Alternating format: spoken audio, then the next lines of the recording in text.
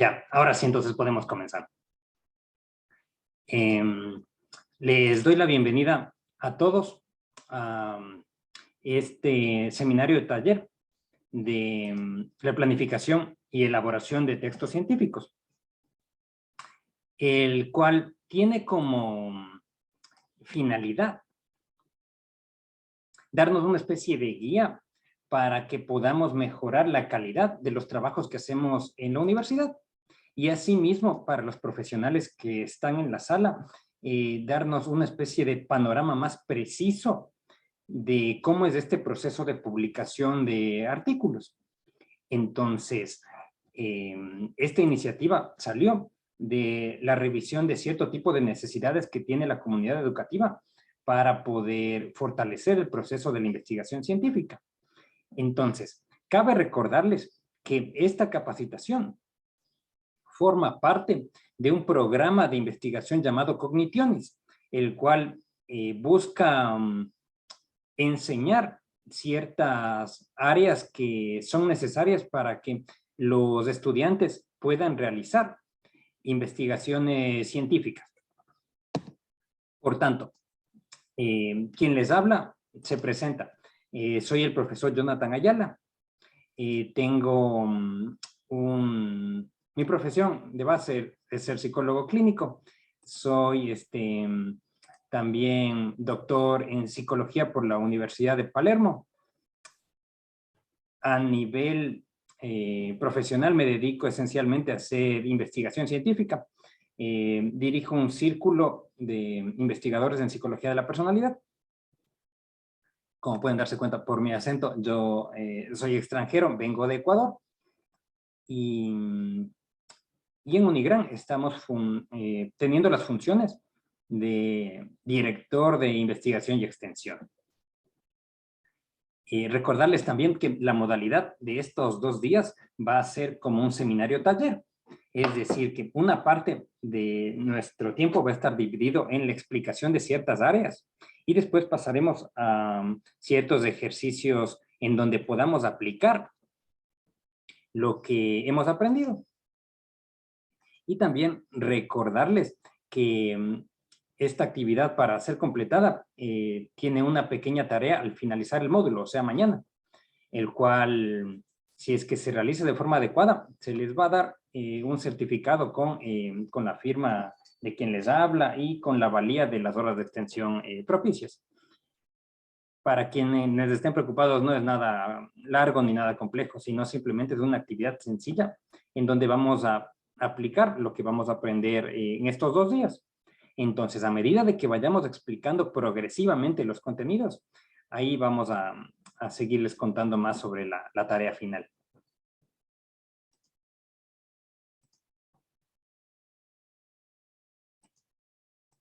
Por tanto,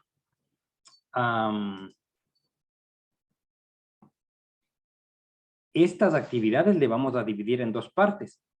Primero, vamos a conversar cuáles son los principales errores que uno tiene cuando hace algún trabajo universitario, sea práctico, un ensayo, una monografía o una tesis también, si es que acá tenemos a personas que están en ese proceso, les vamos a dar cierto tipo de sugerencias que hemos recogido al observar las tesis que presenta la universidad y en general.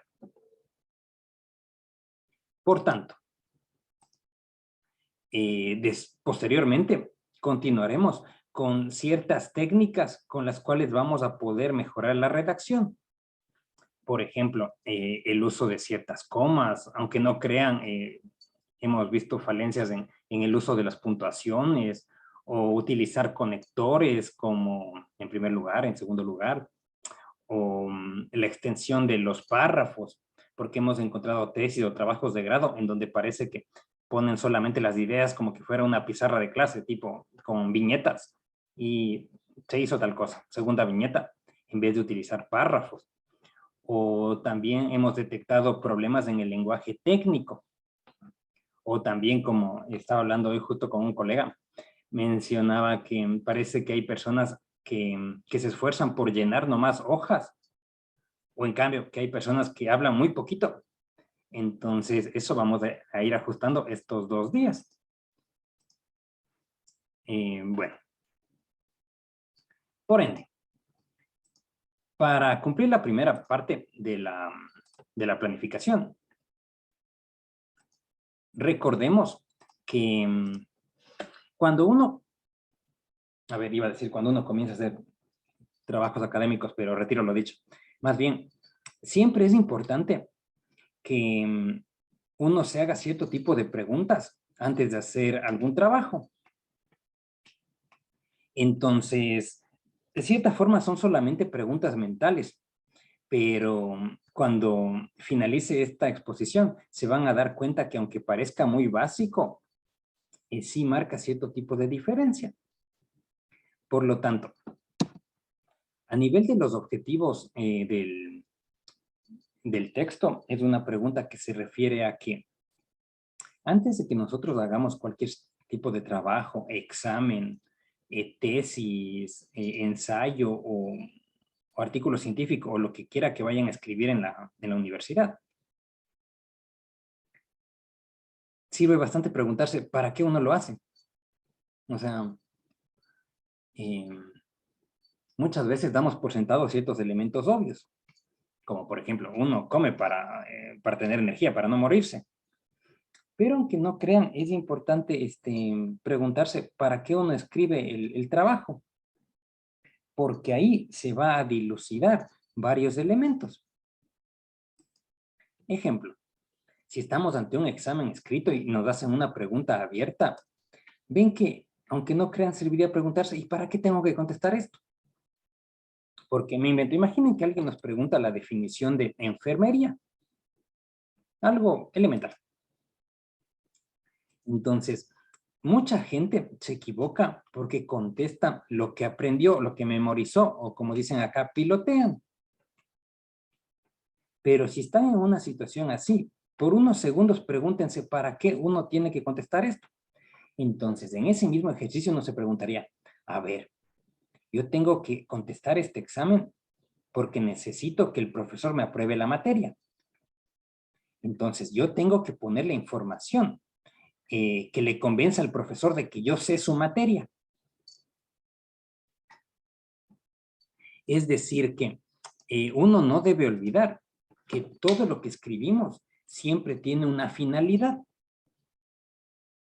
Asimismo, si vamos a otras áreas, pónganse, escribir una canción o una poesía o una noticia. Sirve siempre recordar cuál es la finalidad, pues. Ejemplo, si estuviéramos escribiendo una canción, ahí sí capaz que es importante ser dinámico, que suene bonito y hasta que sea un lenguaje bello.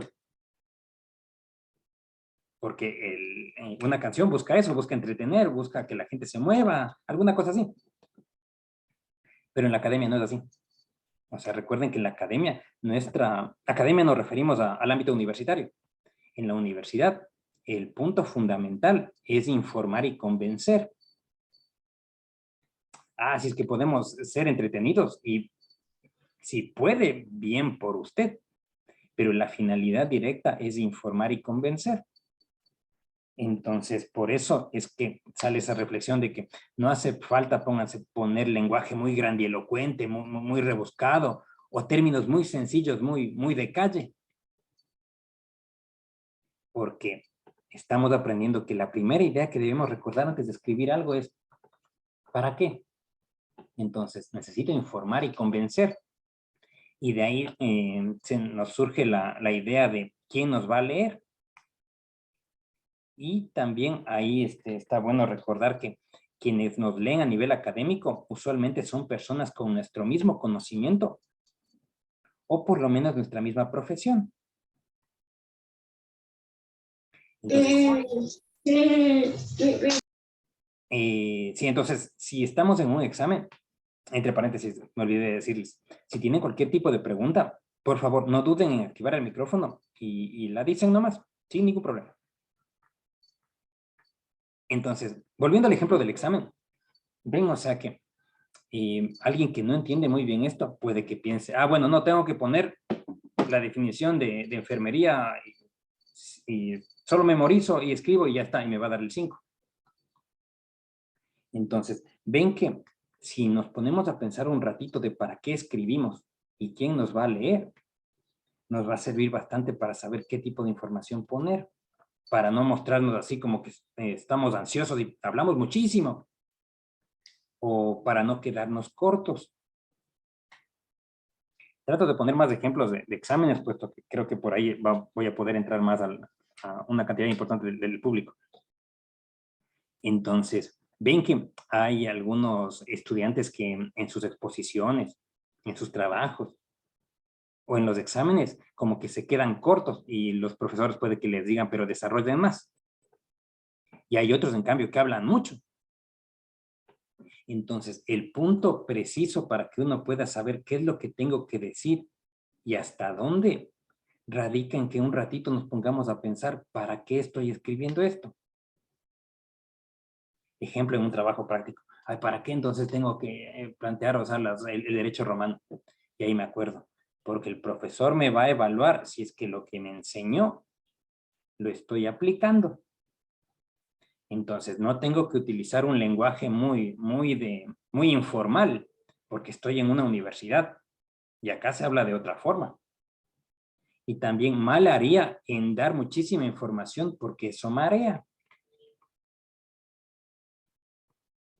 Entonces, ahora les hablo a las personas que están en los últimos niveles o a los profesionales. Hemos detectado mucho eso en las tesis. De hecho, es una inquietud que yo suelo tener bastante. Porque, por ejemplo, en la parte de metodología, ven que hay apartados como población, como procedimiento o tipo de estudio. Y es curioso porque debajo de lo que dice población, es muy común que haya un párrafo que diga población significa tal cosa. Entonces el título es población y te explican qué es población. O el título dice tipo de estudio y te explican qué es un tipo de estudio. O ¿cuál era el otro? O muestra y te dicen una definición de muestra. Y ven que si nos ponemos a pensar un ratito, es a ver, yo estoy haciendo una tesis para que sea leída por un colega o por alguien que tiene una formación mayor a mí. Entonces, mal haría si yo hablo de un lenguaje demasiado simple porque le voy a aburrir, pues. Entonces, los que tienen mi mismo nivel o están superior, ya saben qué es metodología, pues. Ya saben qué es participante, ya saben qué es muestreo. Entonces, mal haría en poner información innecesaria. Quiero poner otro ejemplo por si esto no queda muy claro. Es como si nosotros estuviéramos en una clase y entonces se diría como, bueno, vamos a comenzar la clase de redacción. Y les explico que clase es un espacio en donde se junta gente para aprender. Aprender significa el proceso en donde adquirimos información. Información es el conjunto de datos que ingresa al cerebro. Entonces, ven que cuando decimos bienvenidos a la clase de redacción, como ya se entiende que tenemos el conocimiento de qué es clase, aburrimos si explicamos desde ahí. Por eso es que se comienza, bienvenidos a la clase de redacción, la cual va a tener tales contenidos, porque ya se sobreentiende que es clase. Entonces, en la redacción que hemos encontrado, se ha visto que hay ese error de forma común. O sea, pongas, hay un título de marco teórico y te explican, un marco teórico es tal cosa. Y para hablarles un poquito más directo, vea, pero exagero, ¿no? Usted me está insultando al explicarme lo que es un marco teórico, porque ya sé, pues, o sea, yo lo que quiero saber es, o sea, cuál es el marco teórico que construyó, porque marco teórico ya sé. O a nivel de los participantes, vea, no me insulte explicándome qué es participantes, porque yo ya sé qué es eso. Dígame cuántos participantes usó en su estudio. Eso sí, por favor. O lo mismo a nivel del muestreo o el tipo de estudio. O sea, uno ya sabe qué es tipo de estudio. Dígame qué tipo de estudio usted hizo. Porque ven que eso da la impresión de que uno forma así un montón de hojas que parece que llenamos un texto grande. Acá cabe recordarles otra reflexión. Pues. Ven que hace más de un siglo salió un artículo de solo 10 hojas que cambió la historia de la ciencia en este planeta. Estoy hablando del artículo del origen de las especies. Y fue ya les digo, un texto de solo 10 hojas de Charles Darwin. Y en 10 hojitas él pudo describir una idea que cambió así todas las tesis del mundo y seguramente en los siglos venideros. Con eso les damos la idea de que cuando uno escribe no hace falta tener un montón de hojas, porque de hecho lo más fácil es escribir mucho, porque lo difícil es resumir para que se entiendan cosas difíciles con pocas palabras. Otro ejemplo que les puedo comentar. Hace unos años hubo, hayan de haber sido unos 10 años, si mal no recuerdo, el ganador del premio Nobel, que fue un hindú. Entonces es un ejemplo muy curioso, porque ven que él explica así toda la teoría compleja de la economía, pero comenzando con una fábula hindú, en donde hay unos animalitos y tal cosa. Entonces él comienza el libro contándote la fábula y de ahí utiliza para generar así una explicación compleja de cómo se mueven los sistemas de la macroeconomía. Por lo tanto, ahí uno puede entender que lo ideal es escribirlo de forma apropiada y de forma sencilla.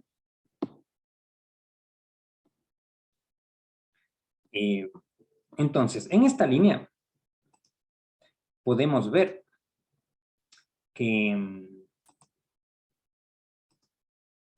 hay diferentes tipos de texto. Ejemplo, un artículo periodístico, pensemos que se escribe porque busca como objetivo informar. Lo que vemos en un diario como Clarín, como el New York Times y otros, ven que son artículos que sirven para informar a la gente de algún hecho. El ejemplo 3 dice, uno escribe un examen con una finalidad. Como se les dijo hace un momento, el examen sirve para demostrarle a alguien que tiene conocimiento superior a uno, para que te ponga la calificación de aprobado. Entonces, exagerando, si estamos en un examen, capaz que le serviría para bajar la ansiedad, pensar, a ver, bueno, el objetivo es que el docente me apruebe, entonces tengo que mostrar el conocimiento que me enseñó o que debía haber aprendido en esta cátedra. Entonces, acá tengo que sacar tal conocimiento. Y ahí sé cuándo estoy hablando lo preciso o cuándo me quedo corto o cuándo estoy hablando de más. Una tesis, en cambio, se escribe con el objetivo de demostrar que uno ya tiene el conocimiento para ser licenciado, ser ingeniero, o ser máster, o ser doctor. Por eso es que en los programas académicos ahí nos aparece el perfil del egresado. O nos dan la malla académica, la malla curricular, en donde sabemos qué materia tenemos que aprobar. Y ahí entonces, para los estudiantes que están en la tesis, pueden pensar así, a ver, mi tesis debe demostrar que yo ya sé esto. Entonces, debo pensar en un tema que demuestre eso. Si estamos hablando, póngase, de las ciencias de la salud, entonces que entiendo cómo es la salud o entiendo cómo es la enfermedad, soy capaz de evaluarla y de proponer formas de mejorarla. O si hablamos de las ciencias empresariales o ciencias sociales, entonces debo demostrar que puedo, llamémosle así, diagnosticar o analizar una organización y proponer algún tipo de alternativa de mejora. Si hago eso, entonces estoy en la línea de que me aprueben una tesis. Y así si subimos a la maestría, que se escribe para demostrar que uno es experto en esa área, o el doctorado, en donde tiene que demostrar al resto de doctores que una persona generó un conocimiento nuevo. Entonces, aunque parezca muy obvia esta parte, es importante eso, así como en los deportes, pisar la pelota y decir, a ver, pero ¿para qué estoy corriendo? Si lo mejor es un poco frenarme y poner los pases laterales, porque estoy corriendo de gana. Entonces, muchas veces uno entra en esa dinámica de la universidad, de hacer trabajos y entrar a clases sin pisar un ratito la pelota, tipo, a ver, ¿cómo puedo mejorar mis calificaciones o responder tal trabajo de una manera más eficiente? Llenando 20 hojas de montón de información o mostrando lo que aprendí. Si se fijan en la diapositiva, aquí hay un objetivo que dice expresar sentimientos. Y esto y esto se refiere a que hay un tipo de texto que sirve para expresar sentimientos. Entonces, si yo les pregunto, ¿qué creen que podemos escribir nosotros para expresar algún sentimiento? ¿Qué se les ocurre? ¿Ser un artículo, un examen, una tesis? ¿O qué se les ocurre? Una poesía. Claro, tal cual. Sí. ¿Qué otra cosa nos podemos escribir para expresar sentimientos? Puede ser una novela también, profe. Sí, tal cual. Entonces, Escribir fíjense, una música, profesor. cierto, tal cual, una música. Entonces, esta reflexión es clarísima porque también nos sirve para que nos orientemos en la cancha. Porque si escribimos una poesía, literatura o una canción, ven que podremos tener cierto tipo de libertades. Pónganse, en la poesía capaz que es importante que suenen bien los acentos. En la música que tenga un ritmo adecuado. Pero como estamos hablando de redacción académica, acá también hay cierto tipo de reglas. Y así como en la música, capaz que no es tan importante el contenido y puede que no sea tan importante el uso de palabras. Pero en la música lo que es importante es que pegue o que suene bonito. En el ámbito académico existen otras características. Ya les voy a informar las otras, las características. Y acá, al final, dice que hay un texto que sirve para felicitar a los otros. ¿Qué tipo de texto creen que podemos usar para felicitar a los otros?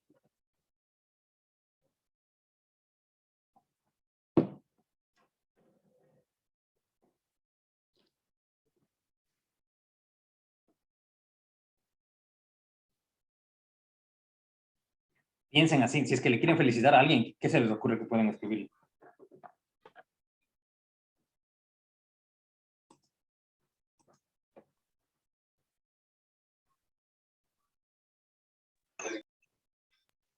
Felicitaciones. Sí, una palabra sencilla como felicitación.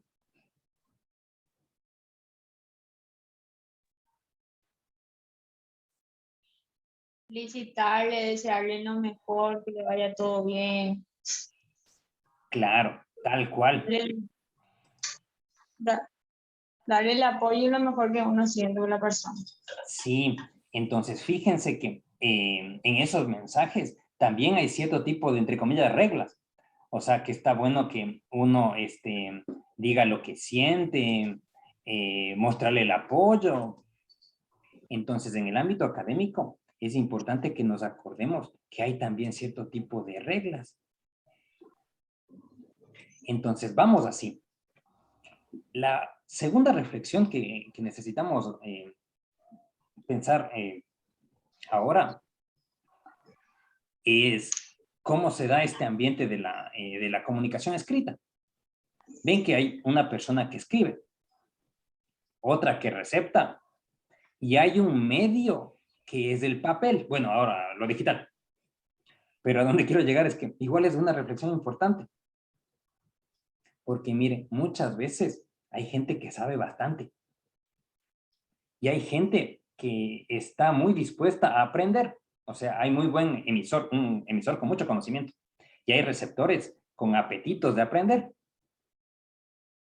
Pero no es raro que en ese proceso hay un problema al momento de la transmisión de la información. A mí me gusta poner este ejemplo de la psicología porque es muy, muy práctico.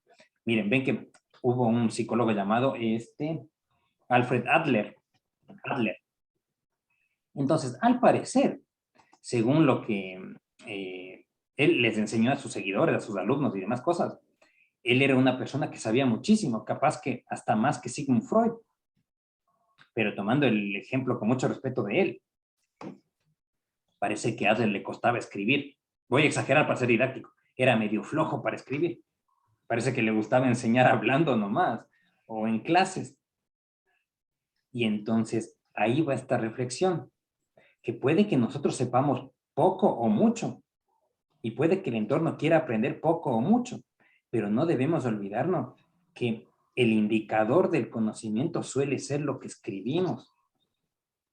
Vamos al ejemplo de los exámenes. Puede que tengamos un estudiante que estudia bastante, que va a clases, que hace puntualmente los trabajos, pero en el examen no presenta eso. Entonces ahí uno como docente dice, híjole, o sea, me doy cuenta que el estudiante sabe, pero o sea, el indicador de la educación es el rendimiento escrito. ¿Y ahora qué hago? Entonces eso suele pasar. Y enfatizo porque esto muchas veces es por una postura, o sea, hay gente, o sea, que le cuesta escribir o que inclusive no le gusta, bueno, es difícil que a alguien le gusten los exámenes, ¿no? Pero a donde quiero llegar que no se olviden que es importante esta cosa de saber escribir. Porque ahora les hablo a colegas, a otros docentes, que puede que nosotros sepamos mucho, pero para mal o para bien, las reglas de la educación moderna radican en que se miden según lo que uno ha publicado, sean libros, sean tesis, sean monografías. Entonces, por más que estas cosas de escribir no sea pesado, para mal o para bien son cosas que debemos de incorporarlas. Algo así como la virtualidad, justo que me decía hoy un colega, que para mal o para bien ya vino, así que vea, no hay de otra.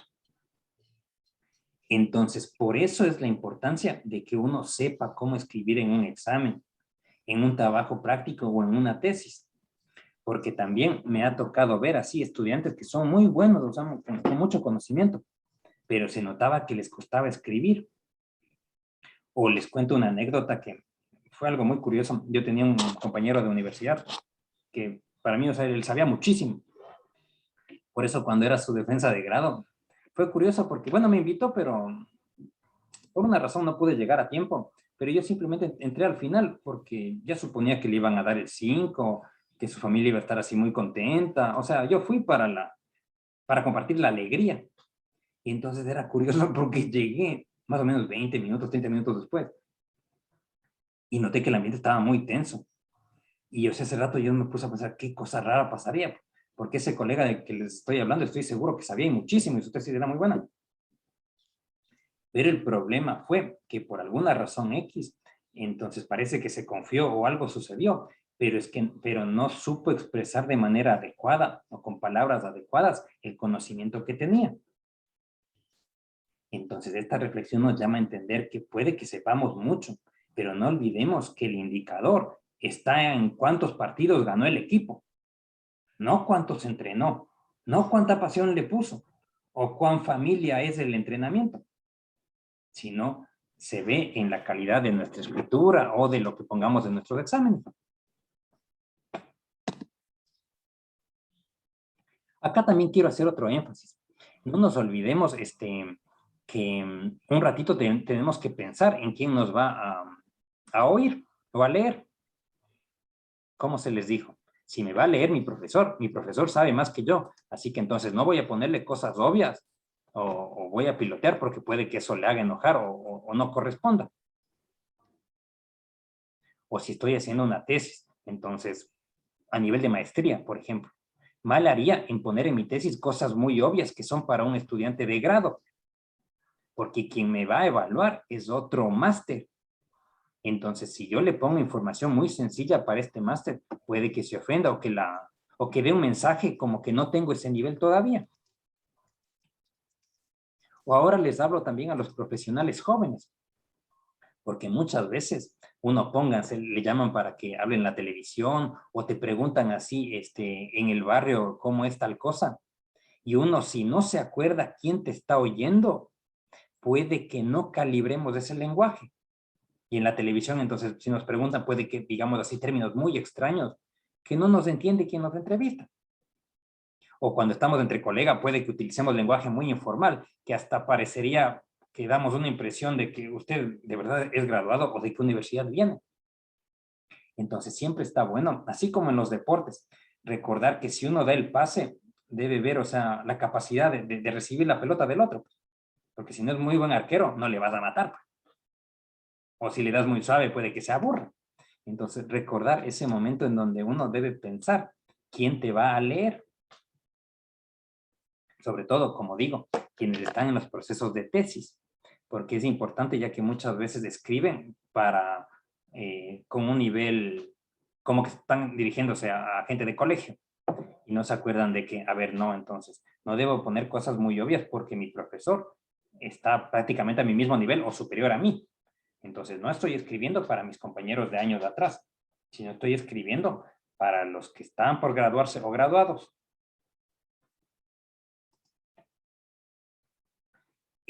Hasta aquí, quiero consultarles si se está entendiendo bien o estoy hablando muy rápido o si tienen alguna pregunta al respecto.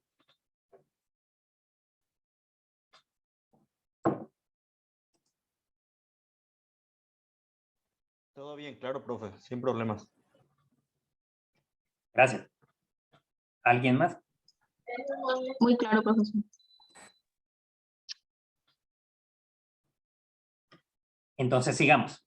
De paso, me disculpo si es que estos elementos para varias personas son muy obvios, pero los considero necesarios porque sirve mucho estandarizar ciertos aspectos filosóficos, o sea, desde la comprensión misma. Ahora, bueno. En esta parte del texto como relación, igual es muy importante recordar, o sea, el grado académico de quien nos lee. Ejemplo, si estuviéramos haciendo nosotros una novela, entonces debemos pensar, bueno, la novela entonces quiero que sea vendida, por ejemplo, para los adolescentes. Entonces debo utilizar ese lenguaje.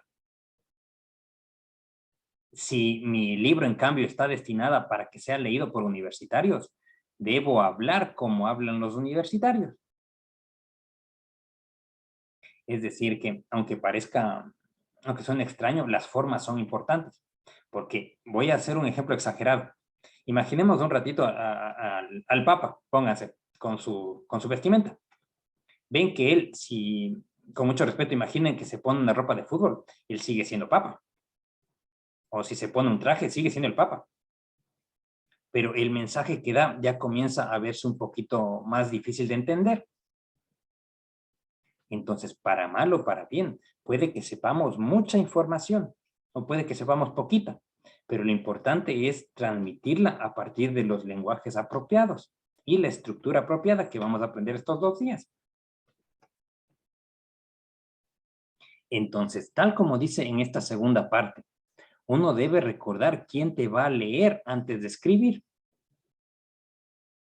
Es decir, si te va a leer un profesor, entonces utilizo un lenguaje que usualmente use ese profesor. O si es un trabajo que le mando a un compañero de clase, entonces es ponerse a ese nivel para que podamos comunicarnos mejor. O si estoy haciendo algún texto para que sea usado en la primaria, es necesario usar este tipo de términos. Porque si no, si es que, o sea, hablamos de forma muy compleja, puede que la gente nos vea muy raro. O si hablamos de manera muy sencilla, también porque no damos, porque da una mala impresión de que como que no sabemos lo que estamos hablando. Y casos hay muchos, puede que se les ocurra, así personas que se nota que saben mucho, pero que les cuesta explicarse o que les cuesta escribir.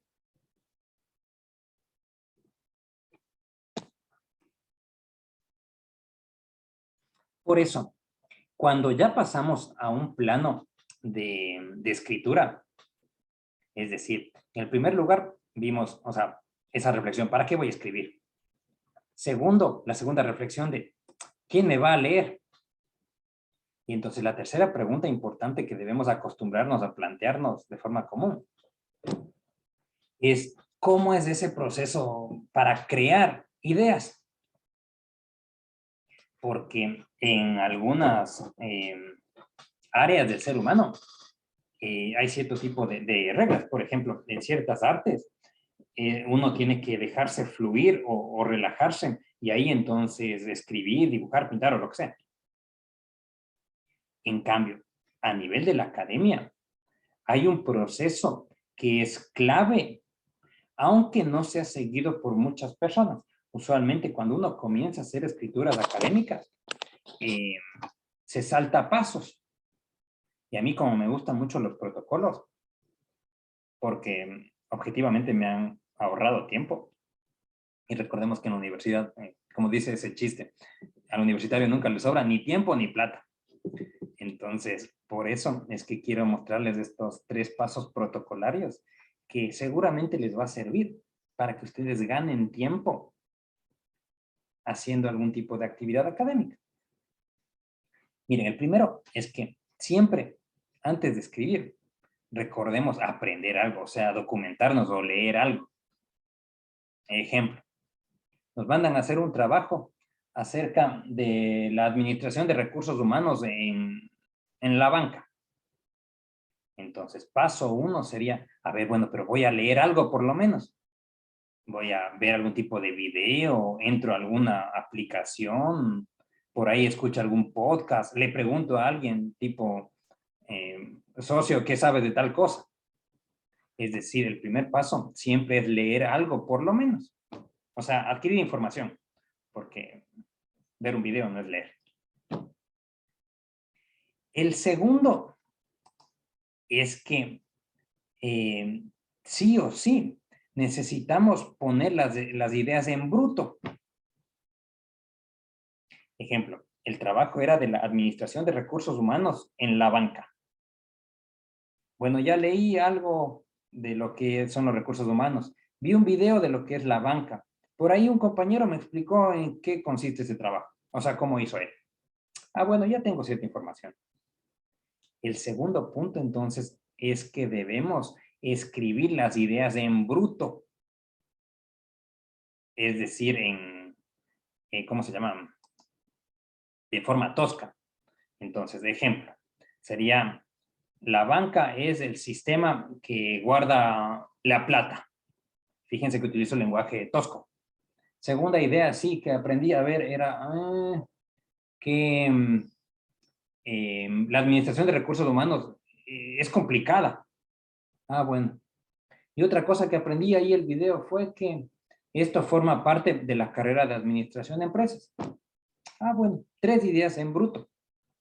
Porque fíjense que se utilizó lenguaje tosco y desordenado.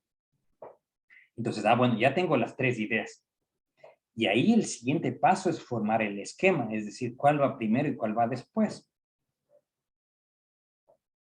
Entonces, por un lado, dije que la banca es donde se guarda la plata. Eso entonces me parece que le voy a poner al último. Otra idea era que este trabajo forma parte de la carrera de administración de empresas. Este me suena que va al comienzo, porque ahí entonces es el más genérico. Le pongo arriba. Y el del medio me quedó que es un tema complejo. Muy bien. Entonces, fíjense que con este ejemplo hemos hecho un esqueleto de un texto, porque la primera idea fue que forma parte de la administración de empresas, que es un tema complejo y que la banca significa tal cosa. Entonces, a partir de este esqueleto, nosotros podemos comenzar a hacer que se reproduzcan las palabras para expresar mejor la idea. Pongo otro ejemplo. ¿Qué tal si nos mandan a hacer un ensayo acerca del impacto del COVID en la economía? Entonces ya leí, ya vi, ya pregunté ciertas cosas y tengo 5 ideas en bruto. El COVID impactó mucho. Generó que haya personas que fallecieron.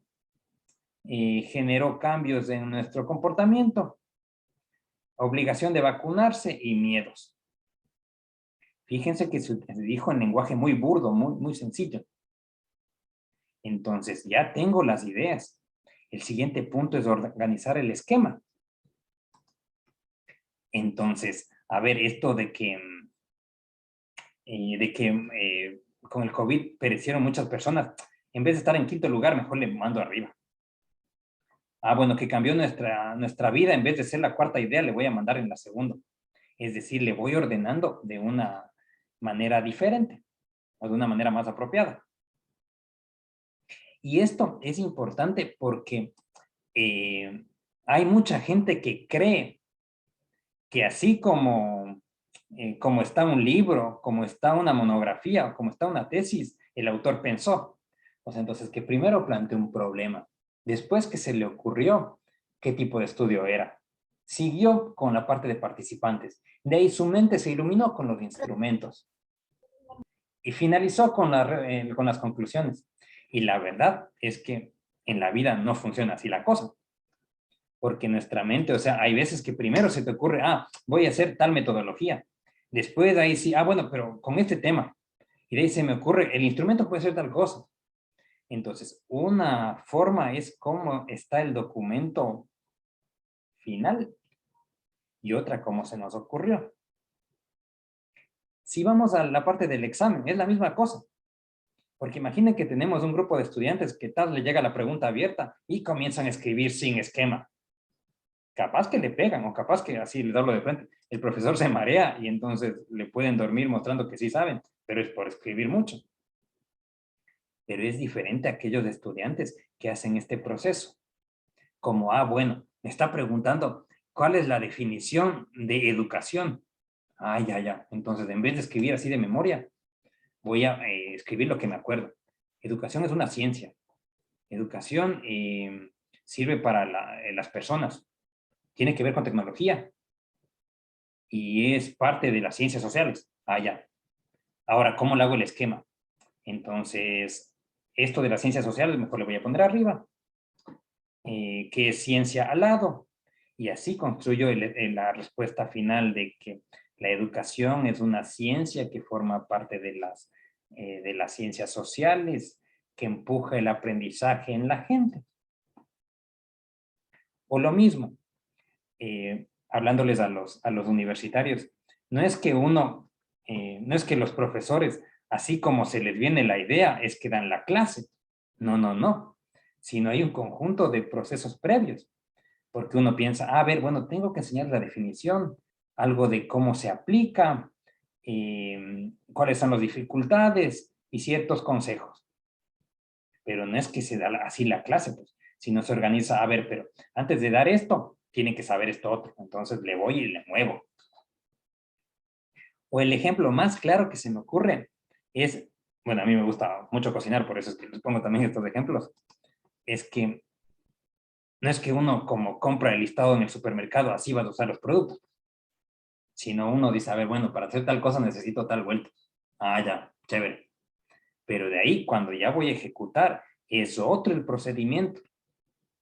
Porque mal haría, entonces, en comprar así como me surja nomás, o mal haría responder un examen como me nazca nomás y dejarme guiar por la ansiedad y el apuro de que se cierre la plataforma. O pongo un tercer ejemplo. Para la gente que le agrada los deportes, con mucho respeto, ¿no? Y son ejemplos exagerados para ser didáctico nomás. Ven que uno puede darse cuenta, aquel deportista así, que exagero, que corre como que no tuviera nada más que hacer en la vida, exagero, que corre como bobo nomás, así se mata, así se muere. Y el otro que se nota, o sea, que lo hace de una manera más inteligente, o sea, que sabe a qué rato frenarse y calmar al equipo, y sabe a qué rato meter el sprint. Entonces, así mismo podemos pensar a nivel de la redacción, que damos muy mala impresión. Sí, bueno, o sea, me inspiro y escribo así 5 hojas de una monografía que no sé ni dónde comienza y dónde acaba. O me inspiro y doy una clase así que comienzo hablando de mi vida personal y sabrá Dios dónde termina. Sino que es importante tener este tipo de esquemas. Bueno, hasta aquí les consulto si tienen alguna pregunta al respecto.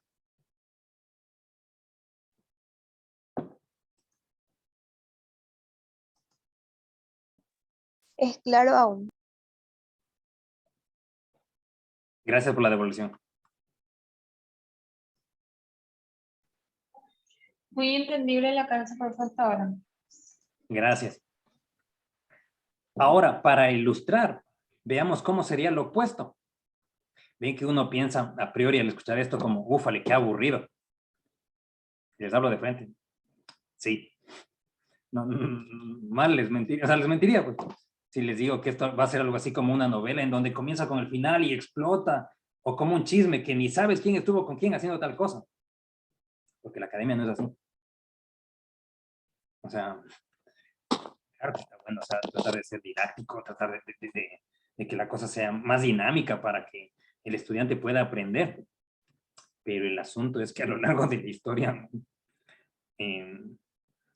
no ha salido muy bien cuando la academia ha dado cierto tipo de libertades o no ha seguido protocolos.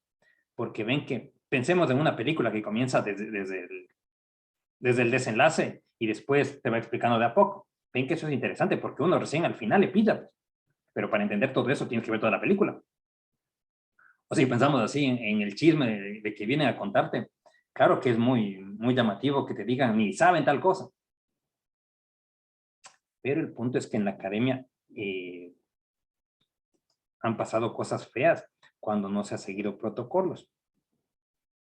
O que cuando se habla de forma difusa o con términos muy ambiguos, puede que la gente entienda mal.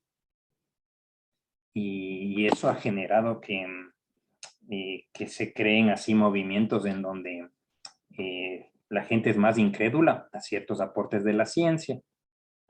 Entonces, por eso es que ustedes pueden, o sea, para hablarles a los estudiantes, puede que piensen así que hay algunos docentes, o sea, que parece que son robots porque hablan lo mismo y lo mismo.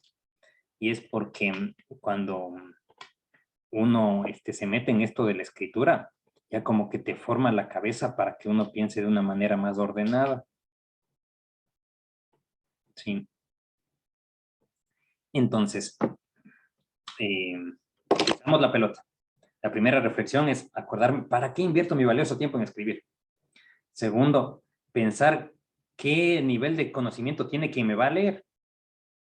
El tercero era esta parte de que no tengo libertad de escribir como me surja, sino tengo libertad para poner las ideas que yo quiera, pero después tengo que ordenarlas.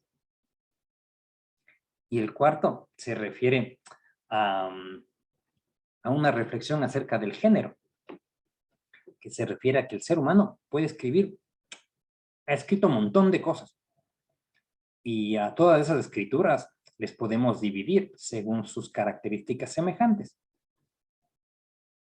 Y quieran o no, los que estamos en este grupo pertenecemos a una categoría que se llama academia. Entonces, la gente que se dedica a la universidad, para mal o para bien, tiene que seguir el género que se llama académico. Es decir, son como las reglas del juego. O sea, capaz que no nos preguntaron si queríamos escribir así o no, pero y como dirían en mi país, vea, si es que quiere el título, no hay de otra. Entonces, lo que le caracteriza a nuestra forma de hablar y de escribir son tres cosas básicas e indispensables. Lo primero es que nuestra forma de hablar y escribir tiene que ser objetiva. A esto nos referimos que tiene que ser ausente de ciertos juicios de valor. Ejemplo, puede que si no estuviéramos en un evento académico y me preguntarían sobre tal comida, yo podría decir, no, eso es feísimo. O no, eso es horrible. Pero ven que esos dos términos no son objetivos. Porque ese mismo mensaje, si estoy hablando en una clase, podría decir, esa comida es ausente de sabor. O esa comida tiene demasiada sal. O esa comida tiene un aroma semejante a los pescados. Entonces, fíjense que una cosa es decir, feísimo, horrible, o ¿cómo es otra frase que he escuchado que dicen? O es cualquier cosa. Pero pensemos que ninguno de esos es objetivo, o sea, no es preciso, porque no se entiende muy bien. Porque ven que horrible puede entenderse como que es cara la comida, tiene mal sabor, Es decir, o sea, no hay una descripción clara. Entonces, muchas veces se utilizan cierto tipo de adjetivos en las redacciones. Por ejemplo, una monografía puede que diga, a mí la clase me pareció que está buena. Y el profesor me parece, o sea, que es bueno explicando. Y fíjense que eso no es objetivo, porque ¿qué es bueno? O sea, la clase desarrolló diversos contenidos. ¿O a qué se refiere con bueno? ¿O es bueno explicando? ¿A qué se refiere? Que sirvió para distribuir diversa información. ¿O a qué se refiere? Entonces, pongo otro ejemplo. Objetivo es lo contrario a subjetivo. Subjetivo es, o sea, la opinión que uno le da a las cosas. Ejemplo, a alguien le puede gustar el calor o el frío. Entonces, el calor puede ser bonito o puede ser feo. Pero esa es su opinión. Y en la academia no hablamos sobre opiniones, hablamos sobre hechos. Entonces, el calor hace que la gente sude. El calor hace que la gente haga más ejercicio. El frío hace tal cosa. Pero si me gusta o no me gusta, ya eso me reservo para cuando esté hablando con mis amigos o cuando esté haciendo algún tipo de chiste en WhatsApp. Pero en la academia, sean en exámenes, trabajos prácticos, tesis o artículos científicos, exagero, su opinión poco o nada nos interesa, sino cuáles son los hechos. Entonces, así mismo, puede que uno piense, no, lo que pasa es que el presidente de tal país es un tal, y decimos adjetivos. Cuando pisamos la universidad o estamos hablando de algún tipo de trabajo académico, eso poco o nada interesa. Sino el presidente, ¿qué es? El presidente ha hecho tal o cual cosa. Es decir, hablamos con términos demostrables. Porque así elementos que parecen opiniones de uno no es apropiado.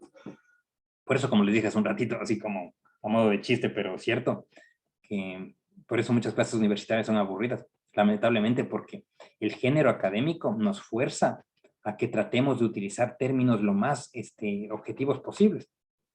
Porque capaz que sería más entretenido una clase en donde uno diga chiste o utilice términos muy coloquiales y demás. Puede que sirva en algunos contextos, pero ven que nos estamos alejando de esa objetividad. Recuerden que estamos conversando sobre cierto tipo de principios, porque puede que alguno de ustedes esté pensando, pero ¿hasta qué punto sé que soy objetivo o estoy cayendo en las opiniones? Entonces, esto es algo así como una constitución, o sea, son principios o son como guías, como valores. Tipo, vea, acuérdese de que cada vez debe ser usted más preciso, más objetivo. El segundo, en la academia, sí o sí, debemos buscar la claridad. En otras palabras, hablar en términos simples. Porque se sigue un principio, una especie de ley que se llama la navaja de Ocampo.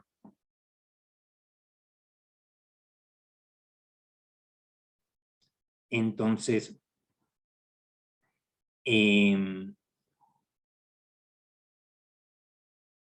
esta navaja este principio, esta navaja, nos dice que se debe priorizar aquellas explicaciones que son sencillas. Entonces, que en la medida de lo posible uno debe tratar de hablar con los términos necesarios y tener algo que se llama economía de palabras. Es decir, que se ve mal hablar mucho si uno puede recortar frases. Y acá les comento algo. Miren, en la cultura de mi país, por diversas razones históricas, políticas y sociales, estamos muy acostumbrados a usar demasiadas muletillas. Ejemplo, si es que una persona quiere que le pase el control remoto, en vez de decir, pásame el control remoto, 4 palabras, es común que se diga, dame pasando el control remoto. Ya son 5. Entonces, en diversas culturas es común que se hable con más palabras de las necesarias.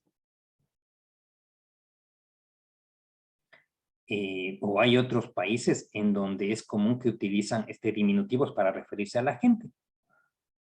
Por ende, cada uno tiene su cultura y el derecho a la cultura y todo lo que quiera. Pero a nivel del género académico necesitamos sí o sí hablar con claridad. Y esto se refiere a que mal hacemos en pilotear. Puede que nos salve, puede que en algunas cátedras les ayude, pero ya cuando estamos hablando de redacción de tesis o de artículos científicos, esto es una cosa muy penalizada. ¿Alguien tiene alguna pregunta?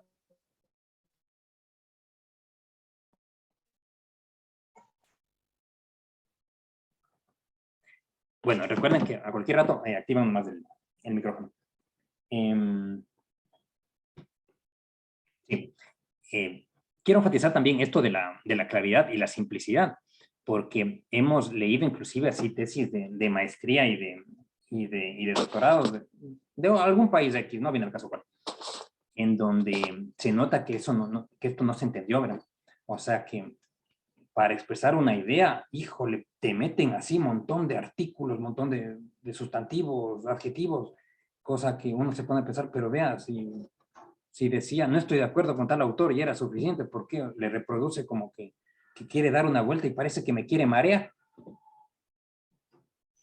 Entonces, en algunas profesiones les cuesta un poquito más o les cuesta un poquito menos de esto de la navaja de Ockham, pero no se olviden que es otro principio científico, o sea, hablar con claridad. Ejemplo, en ciertas ciencias sociales, por ejemplo, en la política, es muy común que a veces la gente cuando se comunica se da una introducción bastante grande. Y enfatizo, en la vida real, o sea, en el día a día, usted puede hacer con el lenguaje lo que quiera.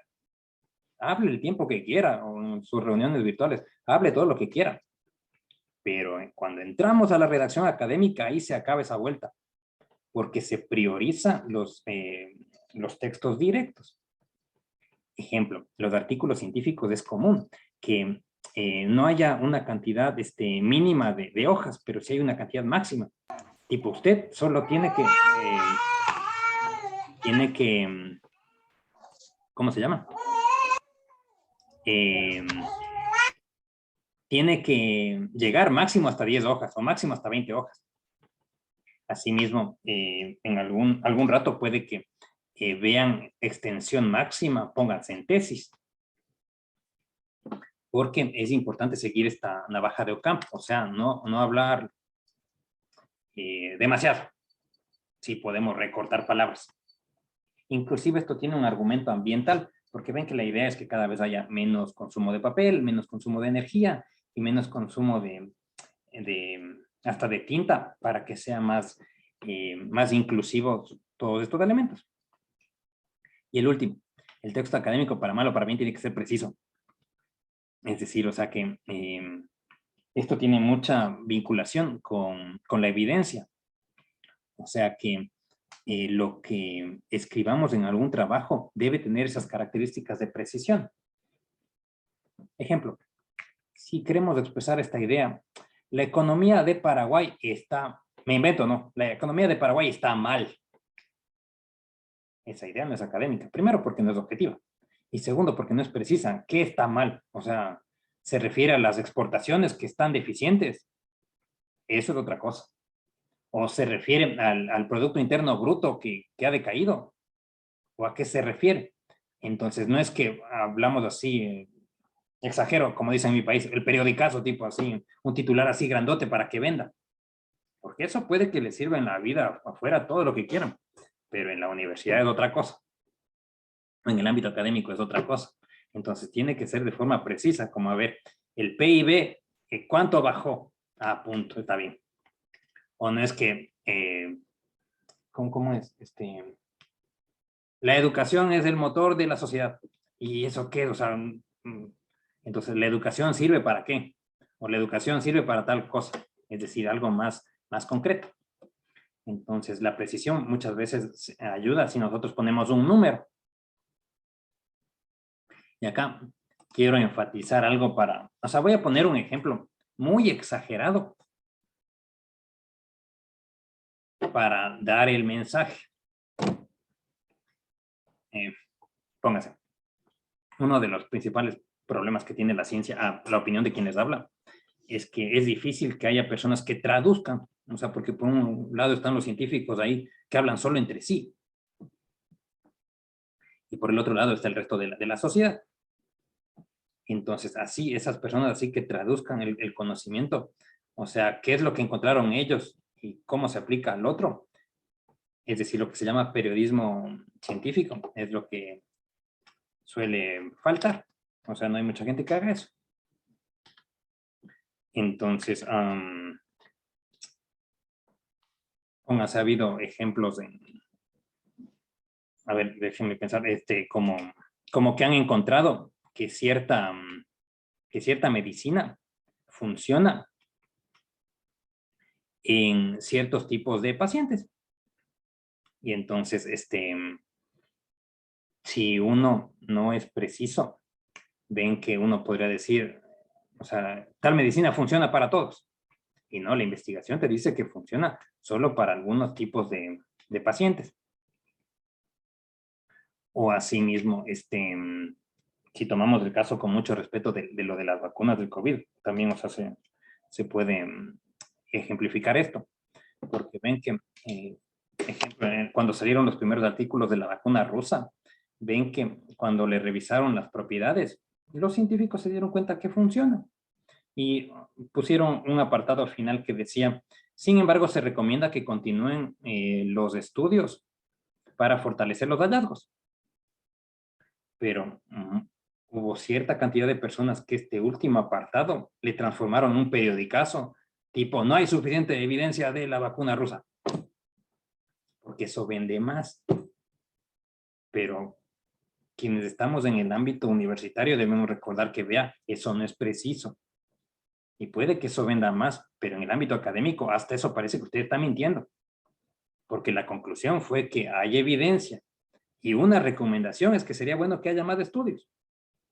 Pero ese mensaje preciso a lo que usted puso en el periodicazo, hay una distancia gigantesca. Y hasta me haría pensar que por ahí tiene algún tipo de intención de más. Pero no vamos a meternos en esa discusión social. Entonces, con eso quiero enfatizar que uno cuando escribe tiene que ser preciso. Sea así en un examen o sea en un trabajo práctico, para evitar ambigüedades.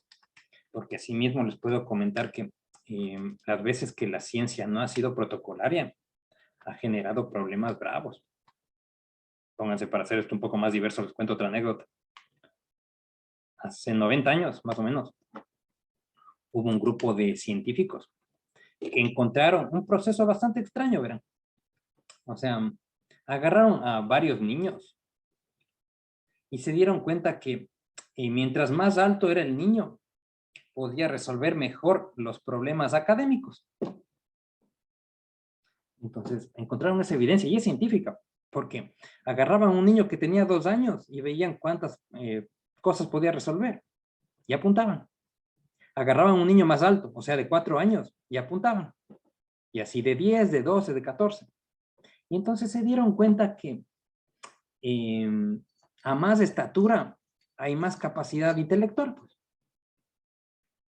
Entonces ven que si eso no se hubiera puesto en un contexto, bueno, de hecho no se puso en un contexto de precisión, o sea, antes no era tan necesario los protocolos. Entonces, cuando se publicaron esas ideas que no eran tan precisas, hicieron pensar a mucha gente que la estatura era lo que te generaba el conocimiento intelectual. Y eso justificó ciertas posturas de discriminación que creían que una etnia es superior a otra y por lo tanto se tenía que exterminar. Entonces, cuando una persona cotidiana habla con términos que no son precisos, puede que no pase nada.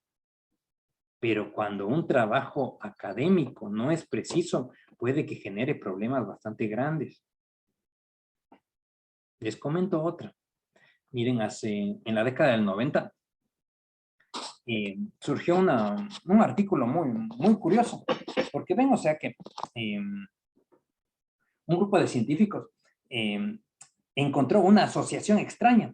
O sea, se dieron cuenta que cierto tipo de niños que se vacunaban contra las vacunas, pentavalente, es la vacuna de la polio, ese tipo de cosas. Entonces presentaban una cantidad más alta de autismo. Entonces ese grupo de científicos, o sea, dijo, ah, bueno, será. Y encontraron que sí, o sea, que parecía que tenían una relación. Y entonces se publicó ese estudio. Y bueno, al parecer, fue un error humano, o sea, no es que alguien de forma malintencionada cambió los datos. Y ese estudio fue tan polémico porque ven que fue en contra de 100 años de investigaciones a favor de las vacunas.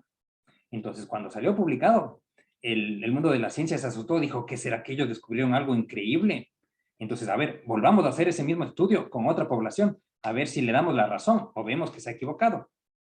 Y tardaron solamente entre 3 a 6 meses para mostrar en qué se equivocaron los científicos del primer grupo. Entonces ahí se reconoció el error y se quitó del ámbito de la ciencia. O sea, ese artículo ya no está publicado y ya no se puede acceder. Entonces esto se contó para darnos cuenta de, fíjense, o sea, cuánto daño puede generar si no somos precisos en la academia. Porque por esas cosas extrañas de la vida, justo ese artículo llegó a manos de una persona muy famosa en Estados Unidos que parece que tuvo un familiar con esa condición que les conté. Y ahí entonces, al parecer, ella pensó que fue producto de la vacuna que tuvo ese familiar así. Entonces generó un movimiento que tiene ahora mucho dinero y muchos seguidores que sostienen que que los científicos nos están envenenando para matarnos. Exagero para ser didáctico nomás. Y ven que solo fue un artículo que solo estuvo disponible 6 meses. Si comparan con la cantidad de artículos que te muestran los beneficios de las vacunas, es así una cantidad gigante versus uno.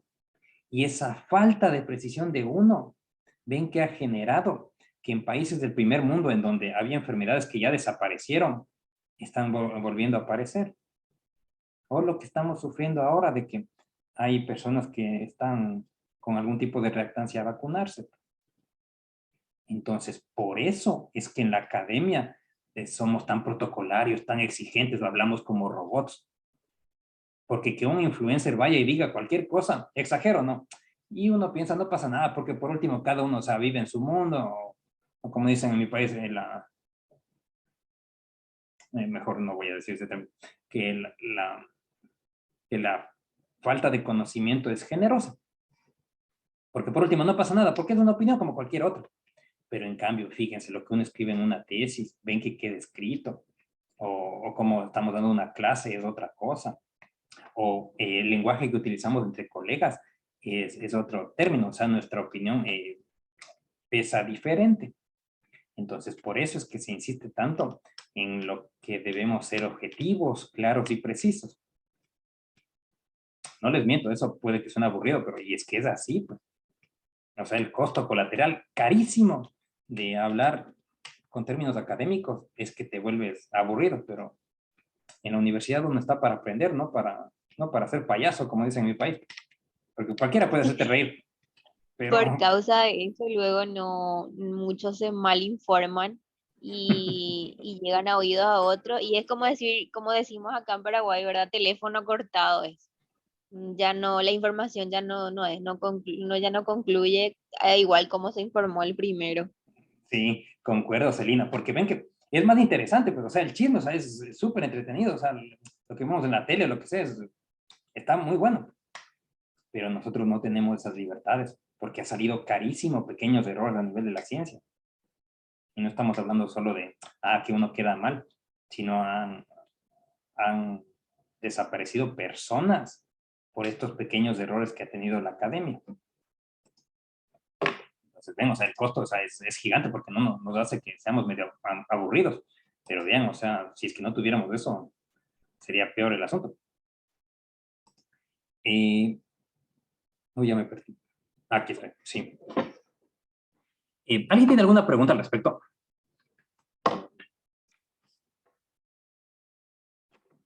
Está súper claro.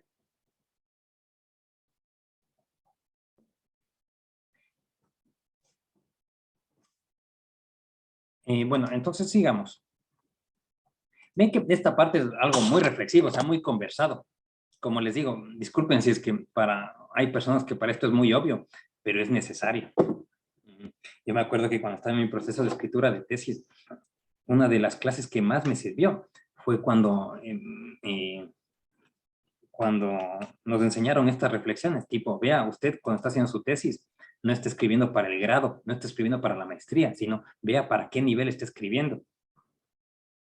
Asimismo, cuando uno está exponiendo, no está hablándole a sus compañeros del fútbol, ni a los amigos del colegio, del trabajo, lo que sea, sino póngase en ese mismo nivel y le va a servir mucho para que los otros le vean de una manera más apropiada. Y la quinta reflexión. Ah, sí, perdón. Acá hay un pequeño ejercicio. Bueno, vamos a tratar de acomodarle lo que más se pueda a esta virtualidad porque hubiera sido diferente si hubiéramos podido estar en un auditorio. Mire, tenemos dos columnas en donde están diferentes géneros. O sea, con azul está puesta la columna de la redacción académica. Y con el color que yo le veo celeste, está el texto que no pertenece a la universidad. O sea, entonces en este género no académico podemos poner las novelas, el chisme, las canciones, la poesía, la literatura, todo lo que sea, los mensajes de WhatsApp, los audios de WhatsApp, la conversación cotidiana, todo lo que no sea universitario se caracteriza por lo que está en la segunda columna. Y en la primera, en cambio, está cómo nosotros debemos acostumbrarnos a pensar y a escribir.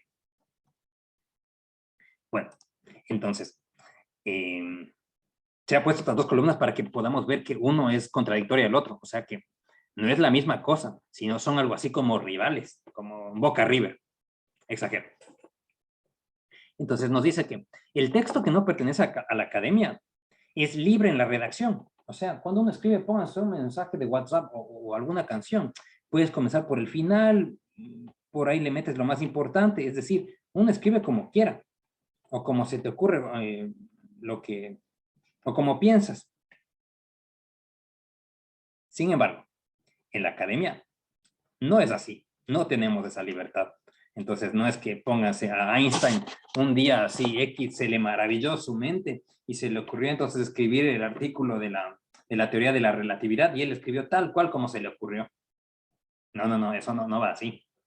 O no es que a Freud o a Taylor así se les ocurrió mágicamente una idea y dijeron, bueno, yo como soy Taylor voy a escribir y como la gente entonces me respeta mucho, tal cual va a tener que seguir mi texto. Porque la cosa no es así. En la academia hay un formato que a medida de que vayamos ascendiendo en la escala educativa, nos vamos a dar cuenta que, bueno, que el formato usualmente comienza con una carátula, con una introducción, con un desarrollo, con conclusiones, y de ahí estas 4 se van complejizando a medida de que ya somos licenciados o cuando tenemos alguna especialización, una maestría o doctorado, se van haciendo más específicos. Entonces, en un chisme, uno si quiere comienza, ni sabes quién estuvo con quién. O uno puede comenzar, María estuvo con Luis. Y el otro te dice, ¿qué? ¿Cuándo fue? En cambio, acá no es así. Acá se comienza con ese formato que les dije. Uno podría decir, ya, pero eso es aburrido. Pero fíjense, o sea, que este tipo de formato sirve para que quien nos quiera leer vaya a lo que más le interese. Ejemplo, en una tesis lo que es más apetecido es la conclusión, porque ese es el trabajo del tesista. Y hay muchas veces gente que cree que lo más importante es el marco teórico o la metodología. Entonces hay así evaluadores de tesis que, bueno, lo que más se centran es, bueno, veamos las conclusiones porque ahí es lo más bravo. En cambio, si fuera como así de manera tan libre, esas 100 hojas uno tendría que ir, o sea, investigando en qué parte estará la conclusión. Por ende, en el texto académico no hay libertad en la redacción, sino siempre hay un formato. En la vida cotidiana nos dice que puede ser subjetivo. Es decir, uno puede decir, no, la fiesta estuvo feísima, porque es una opinión. En la academia no es así. En la academia debemos decir, bueno, la fiesta comenzó tarde, la fiesta terminó tarde, la fiesta no tenía alcohol, la fiesta tenía alcohol feo, alcohol de baja calidad. La fiesta presentó déficit en la comida, por poner así términos más precisos, evitando la subjetividad. Ven que hasta suena extraño, hasta se me ocurre hacer un meme en donde me parece que hay un niño en donde está tomando una taza de café y en vez de decir le insulté, está utilizando, o sea, dice lo mismo pero con términos más precisos, más objetivos. Bueno, volviendo. Este texto no académico se caracteriza porque es popular y llamativo, porque en lenguaje común diríamos, porque pega escuchar una canción o una poesía, o la escritura en WhatsApp es interesante, pues que te mandan así ¿cómo se llama la figurita? El sticker y ese tipo de cosas. O sea, es popular, es llamativo, se utiliza términos de moda y demás situaciones. Y acá no, así de frente. La escritura académica no es popular porque no busca que sea difundida para todos, sino que sirva para que alguien que tenga tu nivel parecido de conocimiento o de interés te entienda. Sé que uno puede pensar, chuta, pero que esa puede que sea una de las cosas que ha generado que los investigadores estén en un lado de la sociedad y la sociedad les vea así de forma rara mutuamente. Pero bueno, más allá de eso, entonces, recuerden que los errores que se ha tenido a nivel de la redacción en la historia de nuestra especie ha generado confusiones y ha costado vidas. Entonces, por eso es que la redacción académica no busca no busca que todos puedan entender, sino que cierta parte de la población entienda. Por eso es que entonces está dirigida para el nivel de primaria, secundaria, universitario. Es decir, o sea que no es libre para que todos puedan ver la novela, sino que está enfocado a ciertas poblaciones. También no es llamativo, porque en un chisme es muy interesante, pues. Pero acá no se busca eso. O sea, no se busca ese tipo de comportamiento histriónico en donde uno aparece siendo una especie de luz que hace que todos los demás le admiren por su conocimiento. Porque en la academia no es así. No buscamos así ser llamativo o decir, no es, mi tesis así va a ser, se merece un 5 y entonces por eso agradezco hasta el perro. Entonces, porque mi tesis es tan importante que, o sea, va a cambiar la historia de la universidad. Porque esas son ideas llamativas. Y acá no es así. Por eso es que les puedo contar para clarificar que de ahí surge ese estereotipo que te dice que los científicos usualmente son gente callada, que no les gusta así salir en la televisión o que le reconozcan, porque, o sea, prefieren así quedarse en su burbuja. Y en parte tienen razón, y es porque al tener este chip de evitar lo popular y llamativo, entonces tratas de hablar con el lenguaje más apropiado y no ser, exagero, no ser payaso, no hablar mucho, porque eso ha costado mucho a lo largo de la historia. Acá quiero meter un poquito de conocimiento psicológico. Yo sé que hay diferentes personalidades y hay personas así que cuando llegan a una fiesta les gusta ser el centro de atención o les gusta vestirse de una manera distinta o ser los diferentes o los focos de los chistes. Pero esas son libertades que uno tiene en la vida personal, pues. Porque ya en la academia vea, frénese, porque por ahí no va el asunto. Y entonces a mucha gente le cuesta esa especie de separación de, bueno, en la vida personal puedo, o sea, ser chistoso, el simpático, lo que sea, o puedo ser el hablador. Pero en la tesis, en el artículo, en el ensayo o en el examen, tengo que ser preciso, porque así estoy dando una imagen más apropiada.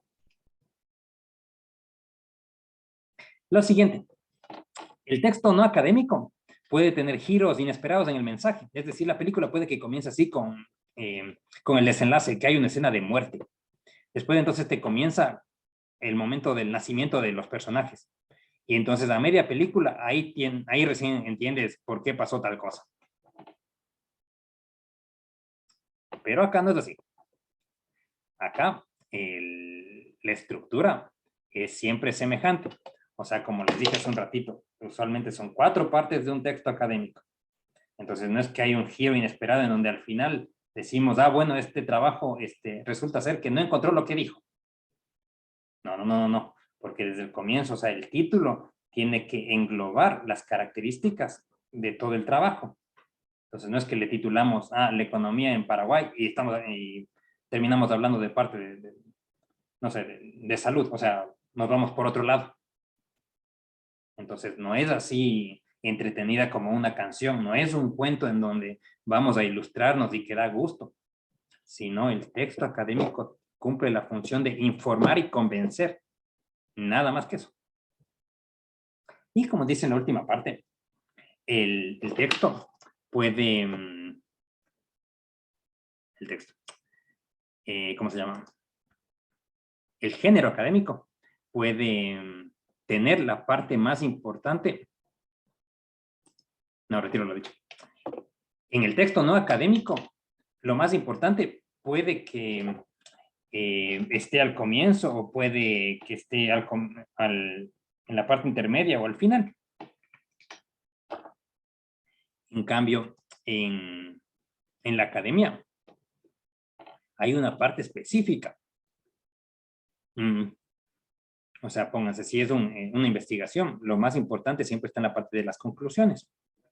O si estamos leyendo un libro universitario, fíjense que lo más importante siempre suele estar en las primeras líneas de cada párrafo. Ejemplo, úfale, me mandaron entonces a leer de un día para el otro un libro que es muy, muy largo. ¿Y ahora qué hago? Entonces me acuerdo, como es un texto académico, lo más importante tiene que estar siempre en las primeras líneas de cada párrafo. Imaginen que es un libro de economía. Entonces, en el primer párrafo puede que diga, la economía de América Latina está en retroceso. Y como tengo poco tiempo para leer, bueno, lo que está por debajo deben ser los argumentos que sostienen a esa idea. Entonces me salto al otro párrafo. De ahí dice entonces, Brasil aumentó las exportaciones de banana. Bueno, muy bien. Y hay un montón de párrafos y tengo poco tiempo para leer, entonces puedo seguir al siguiente párrafo. Ahí te hablo entonces, Panamá aumentó la cantidad de migrantes. Y ahí pienso que lo demás que está en ese párrafo seguramente son ideas para complementar. Es decir, que en textos académicos, cuando vemos un párrafo con varias líneas, lo más común es que el mensaje importante está arriba y lo demás son ideas para convencer. Es decir, que si les pido que miren un ratito mi imagen, el género, los párrafos académicos se caracterizan porque siguen este principio de una especie de pirámide invertida, en donde lo más importante va a estar en las líneas de arriba. Y lo demás suelen ser elementos para convencer. ¿Esto no queda claro? Pongo este ejemplo. Imagina que estamos hablando sobre redacción académica. Y esto está escrito. La redacción académica es importante para la sociedad porque ayuda a la educación. A su vez, organiza a los profesores. Y finalmente, mejora los trabajos prácticos. Fíjense que ese párrafo es académico y arriba, o sea, si leemos solo la primera parte ya entendemos todo, porque nos dice la educación es importante, ya que lo demás fueron solamente argumentos que sostienen esta idea de acá. En pocas. Quiere decir que en el género académico, lo más importante tiene un lugar específico, que ya les mostraremos en qué parte es, cuando pasemos a la parte que es más aplicada. Entonces, hasta aquí hemos pisado la pelota en 4 áreas, recordándonos que debemos pensar para qué escribimos, por qué invertimos nuestro tiempo, quién nos va a leer, que sí o sí debemos generar una estructura o un esquema y acordarnos que estamos escribiendo en la universidad. Por si acaso, ¿tiene alguna consulta al respecto antes de ir al último punto?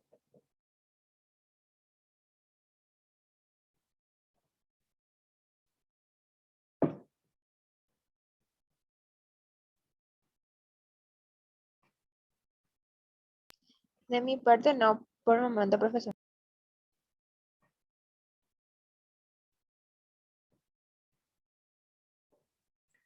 Bueno, sigamos.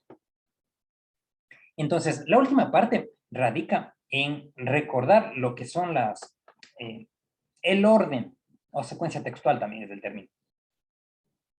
Es decir, acordarnos que toda idea que nosotros presentamos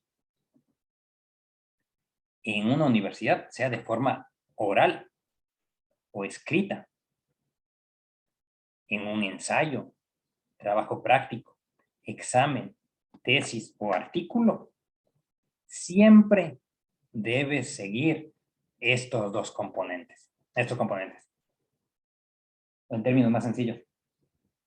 Acá lo que nos está diciendo es que toda idea que queramos expresar siempre debe estar formada por dos elementos. Así como, ¿no?, nosotros pensamos, bueno, la comida tiene 3 partes. Está el pan, está el resto del plato que comamos y agua o la bebida que queramos. Entonces, para que sea una comida, sí o sí, tiene que tener estas 3 cosas. O por ahí le cambiamos por mandioca, papa, lo que sea. O así mismo. Si es que entonces, no sé, si nos invitan a un cumpleaños, sí o sí tiene que haber tal, cual y tal cosa, o si no es mala la fiesta. O no podríamos considerar que es una fiesta. Entonces, si nos dan solamente el agua y el pan, podríamos pensar que no es un almuerzo completo. Entonces, las ideas académicas también tienen unos componentes para que puedan llamarse académicas. O si no, nos quedamos cortos porque falta algo.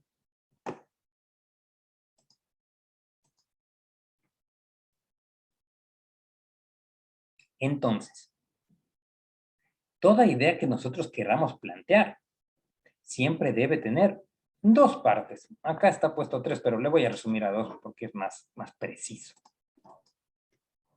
Nos dice que siempre debemos tener una parte que describe la idea y segundo, algo que sirva para convencer.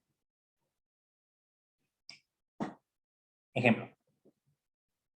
Imaginen que yo quiero decir que, a ver, que la economía está creciendo.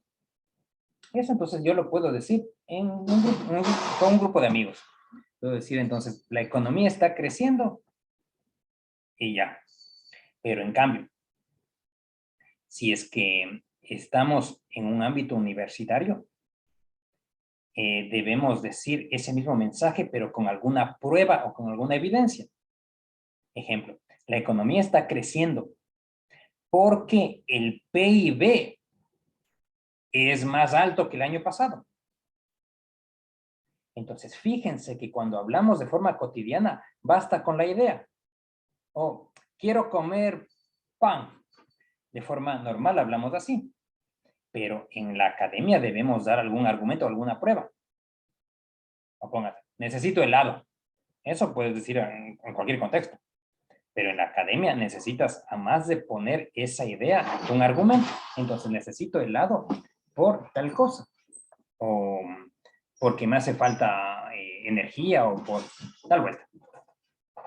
Entonces, acá lo que nos referimos es que toda idea académica debe tener entonces 2 partes. Una, que es el contenido de la idea, y el segundo, algún argumento. Entonces, pensemos un ratito en otra cosa.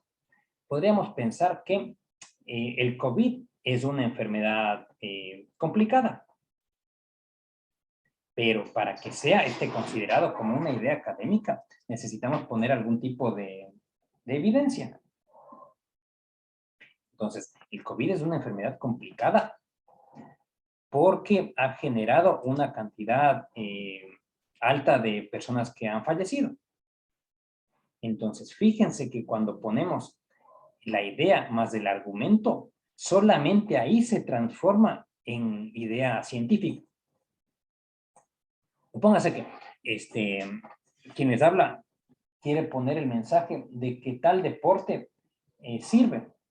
Entonces, más le harían decir, bueno, el handball es útil. Porque, bueno, eso, profesor, puede que le sirva para hablarle a sus compañeros, en una cancha de fútbol, lo que sea. Pero acá tiene que darnos alguna prueba para que le podamos seguir. Entonces, el handball es útil porque aumenta las defensas del cuerpo humano. Entonces, para quienes estén haciendo una tesis, fíjense que por ahí va la forma de redacción.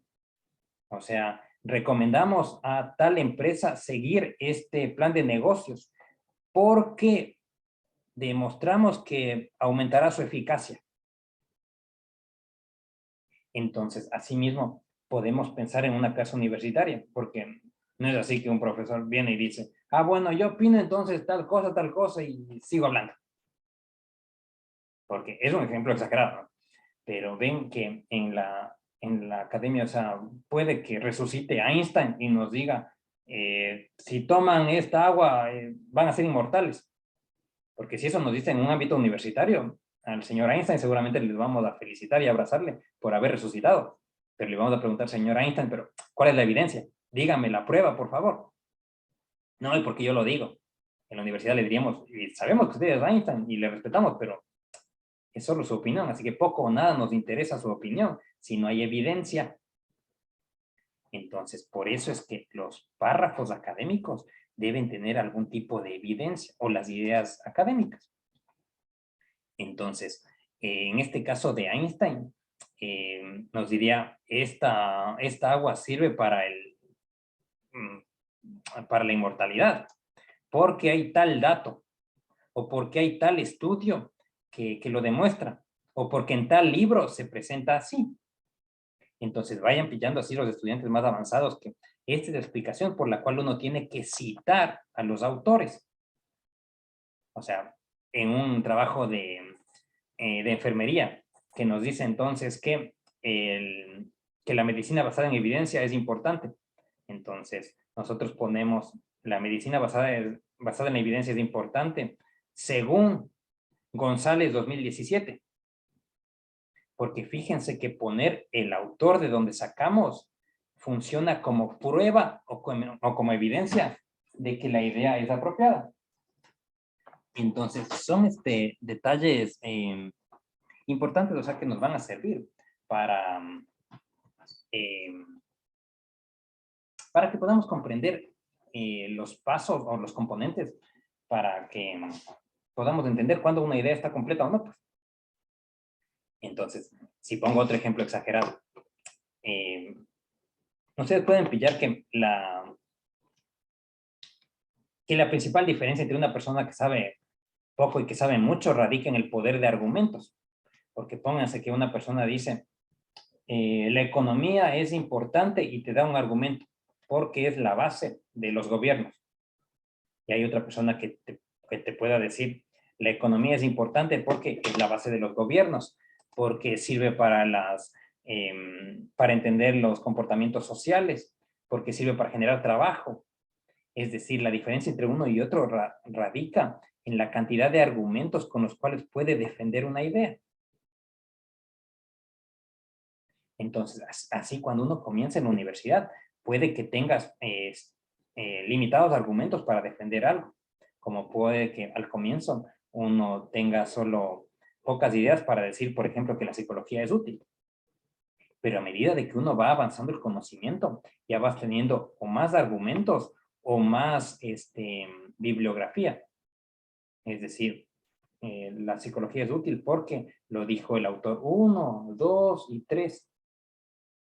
Es decir, que esa también es la explicación por la cual los profesores mandan a hacer marcos teóricos o en los artículos nos mandan a hacer algo llamado introducción.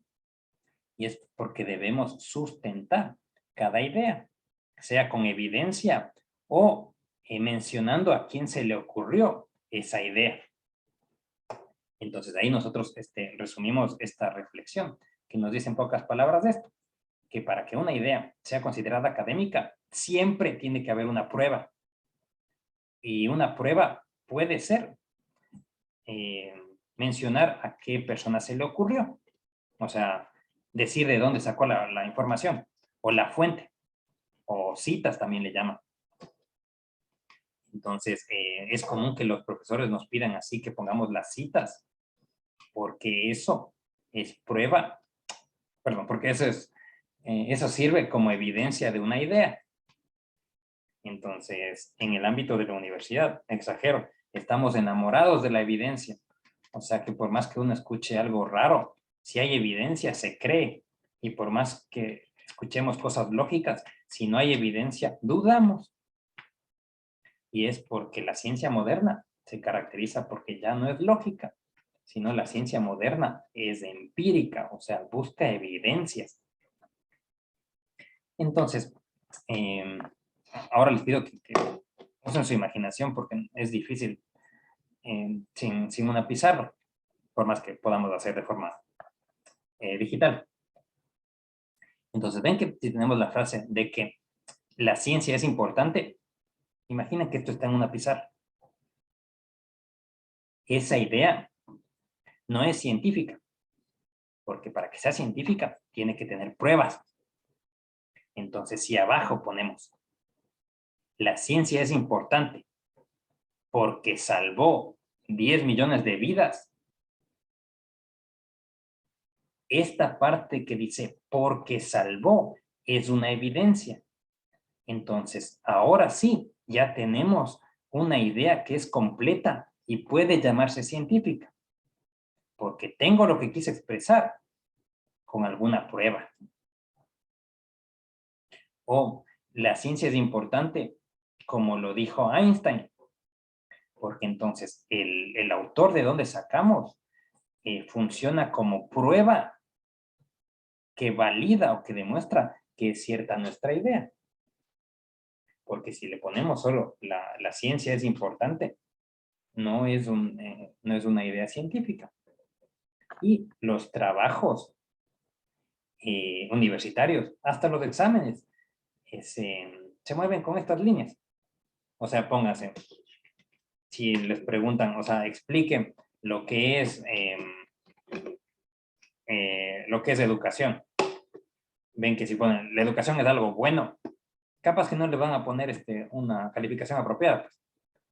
En cambio, la calificación es algo bueno porque sirve para mejorar la vida de los niños. Ahí tenemos una idea con un argumento. Entonces, como es idea científica, está aprobada. Entonces, cuando algún docente les diga falta desarrollar, es posible que en el fondo lo que les está tratando de decir, vean, den más argumentos de las ideas que están sosteniendo. O asimismo, si vemos algún tipo de debate, ven que uno puede pillar qué persona conoce más del tema por la capacidad de argumentación que tiene por detrás. Es decir, que si vamos a términos prácticos, es algo así como que tratamos de pensar en una pelea de ideas, en donde, una idea dice, la Tierra es plana. Chévere. Bueno, ¿cuáles son las evidencias que usted tiene? Tengo 2, tengo 3. Bueno. Y la ciencia, y la Tierra es redonda. ¿Cuánta evidencia tiene? 50,000. Entonces, 50,000 versus 3, vea, chuta, usted, Tierra plana, vaya, con mucho respeto, a conseguir más evidencia, y ahí sí le creemos. Pero estos ganan, pues, porque tienen más. O no, lo que pasa es que se ha creado una bacteria extraña para matar gente. Es interesante. ¿Tiene evidencia? No, lo que pasa es que hay tal tipo de asociación o la lógica. Bueno. Pero en cambio, escuchémosle a los que piensan distinto, que esa bacteria se creó de forma evolutiva. ¿Cuánta evidencia tiene?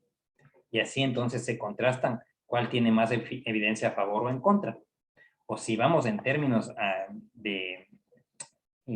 actuales, podríamos tocar un tema más elevado, que podría ser, póngase, los beneficios de las vacunas. Los beneficios de las vacunas, ¿cuánta evidencia tiene? Todito esto. Los perjuicios de las vacunas, ¿cuántas tiene? Y 3 o 4. Entonces, sopesemos. Bueno, entonces se llega a la conclusión de los beneficios. Capaz que los perjuicios son mayores, pero hasta que usted no demuestre eso, le hacemos más caso a la que tiene más evidencia. Y así, entonces, se mueve la academia. O sea, buscando algún tipo de respaldo para sostener una idea. Porque sin evidencia son solo opiniones. Y con mucho respeto, en el universo chiquitito que es la universidad, en comparación con todo el mundo, en este universo chiquitito, poco o nada importan las opiniones. Solamente las ideas académicas. Y entonces, estas reflexiones son las que les quería comentar en esta primera parte que es expositiva. Disculpen si fue muy larga y traté de hacer lo más pragmático posible, pero necesitaba entonces comenzar en esta noche con estas partes filosóficas o de reflexión. Entonces hablamos de que debemos pensar para qué escribimos, quién nos va a leer, que debemos ordenarnos, que debemos hablar con cierto tipo de términos y que siempre debemos buscar evidencia. Entonces son elementos filosóficos porque de esto vamos a partir el día de mañana en donde ya veremos cosas más aplicadas, tipo, bueno, ¿cómo se comienza un párrafo? ¿Cómo se finaliza? ¿Cuántas palabras se tiene que poner? ¿Qué tipo de letra? Ese tipo de elementos. Entonces, esta ha sido la presentación de estos aspectos filosóficos o reflexivos. Entonces, ¿tienen alguna pregunta al respecto? ¿O cómo se llama? ¿Tienen alguna, o quisieran que le repita alguna parte, o tienen algún tipo de comentario? Les escucho, por favor.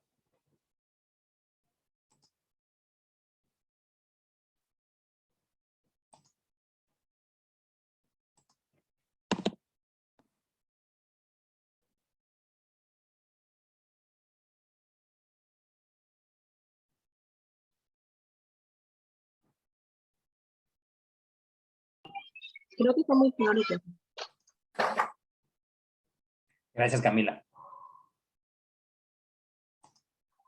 Perdón, Para mí Silvia es mi nombre, pero no cambié de ser usuario. Silvia Pina. Perdón, disculpe, no lo escuché, ¿me podría repetir? Que no cambié nada más mi usuario, soy Silvia Pina. Disculpe. Ya. ¿Otra inquietud o alguna cosa que quisieran que le repita? Para mí estuvo también todo claro, demasiado bien explicado, la verdad.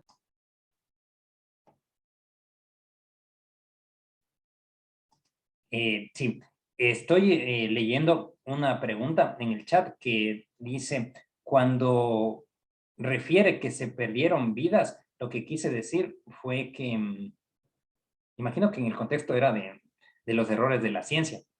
O sea, en el ejemplo de la Segunda Guerra Mundial que les puse, era que en una época se confundieron la estatura con la inteligencia, porque vieron que los niños de 10 años eran más altos que los de 5 años y eran más inteligentes. Entonces creyeron que la inteligencia radicaba en la estatura. Y eso justificó ciertas posturas políticas que creyeron que había gente que merecía vivir y que otros no. Entonces, esta evidencia científica ambigua justificó cierto exterminio. O así les hablo de forma clara. Esa evidencia curiosa que hubo con el estudio de las vacunas y el... Ay, me olvidé la enfermedad. Y el autismo, que fue, o sea, una conclusión imprecisa. Entonces, eso generó que haya gente que crea que las vacunas te hacen mal. Y por eso hay gente que está perdiendo la vida. Entonces, esas imprecisiones científicas han sido muy costosas, porque, exagero, o sea, los errores en ciertas personas son más caras. Entonces, por eso es que se les presiona tanto a los universitarios para que hablen de forma precisa y protocolaria, porque es aburrido, y les hablo de frente, es aburrido, pero es preferible eso antes que generar conocimiento impreciso que puede que cause problemas mayores. Mm, sí, bueno, otra pregunta.